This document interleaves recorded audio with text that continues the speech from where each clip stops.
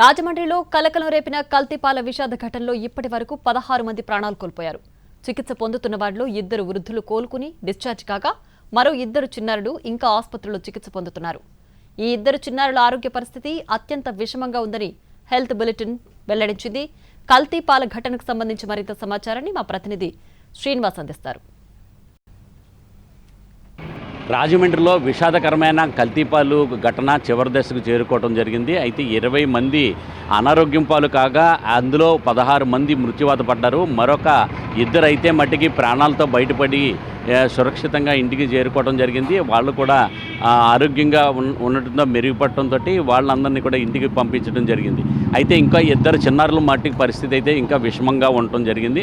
అయితే వాళ్ళలో ఇద్దరు పిల్లలు కూడా చిన్నారులు 2 కూడా ఈ హాస్పిటల్లోనే ఈ రాజమండ్రిలోనే ఒక ప్రైవేట్ హాస్పిటల్లో వాళ్ళిద్దరు కూడా చికిత్స పొందడం జరుగుతుంది. వాళ్ళందరూ వెంటిలేటర్పై డయాలసిస్ అయితే చేయటం జరుగుతున్నది. అయితే 19 నెలల వయసు కలిగిన రితిక్ అని చెప్పేసి ఆ బాలుడు, అలాగే 20 అని చెప్పేసి 5 నెలల పాప, ఇద్దరు చాలా పసికందులు. వాళ్ళిద్దరూ కూడా ఈ గత నెల 16వ తేదీన కల్తీ పాలు తాగడం కారణంగా వాళ్ళ మూత్రపిండాల సమస్యతోటి ఈ హాస్పిటల్లోనే చికిత్స పొందడం జరుగుతుంది. వెంటిలేటర్ మీద పెట్టి డయాలసిస్ చేస్తున్నారు.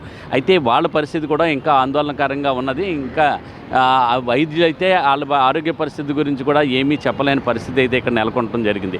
అయితే గత నెల 16వ తేదీన ఇక్కడ కల్తీపాలు ఘటన జరిగి రాజమండ్రిలోని 20 మంది అనారోగ్యం పాలయ్యి వివిధ హాస్పిటల్లో వాళ్ళందరూ కూడా చేరటం జరిగింది. వాళ్ళందరూ కూడా మూత్రపిండాలతోటి అలాగే మూత్రపిండాలకు సంబంధించిన సమస్యల కారణంగా వాళ్ళందరూ కూడా చికిత్స పొందడం జరిగింది. అయితే వీళ్ళలో 16 మంది అయితే మృతి చెందారు.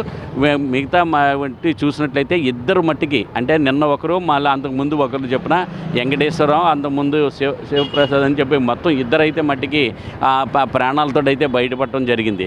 అయితే మిగతా 18 మందిలో 2 అయితే ఇంకా చిన్న పిల్లలు 2 కూడా చికిత్స పొందుతున్నారు. మరో 16 మంది చూసినట్లయితే మొత్తం అలా 16 మంది కూడా మృతి చెందడం జరిగింది.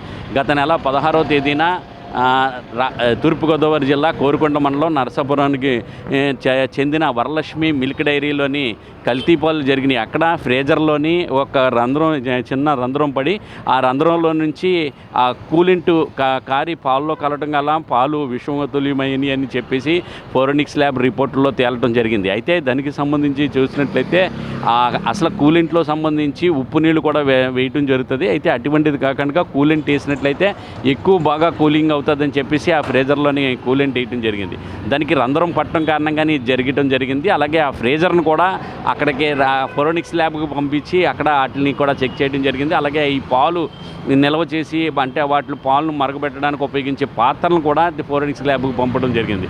అలా ఫోరెన్సిక్ ల్యాబ్లో పంపిన దాంట్లో చూసినట్లయితే ఇక్కడ దీనికి సంబంధించి కూలెంట్ ఆయిల్ అంటే ఇథాలిక్ గ్లైకోలిన్ అని చెప్పి అది కలవడం, దాంతోపాటు వంట పాత్రలకు సంబంధించి తోమినాటిల్లో యూరియా అలాగే డిటర్జెంట్ కూడా కలిసిందని చెప్పేసి ఫోరెన్సిక్ ల్యాబ్ రిపోర్టులో తెలియడం జరిగింది. దీంతో ఇక్కడ చూసినట్లయితే కేవలం 2 చిన్నారులు మాత్రం ఇక్కడ హాస్పిటల్లో ఇంకా చికిత్స పొందడం జరుగుతున్నది. వాళ్ళ ఆరోగ్య పరిస్థితి కూడా ఆందోళనకరంగానే ఉన్నట్లుగా వైద్యులు విడుదల చేసిన హెల్త్ బులెటిన్లో వాళ్ళు వెల్లడించడం జరిగింది. అయితే ఇంకా వాళ్ళిద్దరికి మట్టికి అయితే ప్రభుత్వ పరంగా మెరుగైన వైద్య సహాయం అందిస్తున్నామని చెప్పేసి వైద్యులు చెప్తున్నారు. అయితే డిశ్చార్జ్ అయిన 2 కూడా ఆరోగ్య పరిస్థితి అయితే మెరుగ్గానే ఉన్నట్లుగా వైద్యులు కూడా ధృవీకరించడం జరిగింది. కెమెరామ్యాన్ వాసుతో శ్రీనివాస్, NTV, రాజమండ్రి.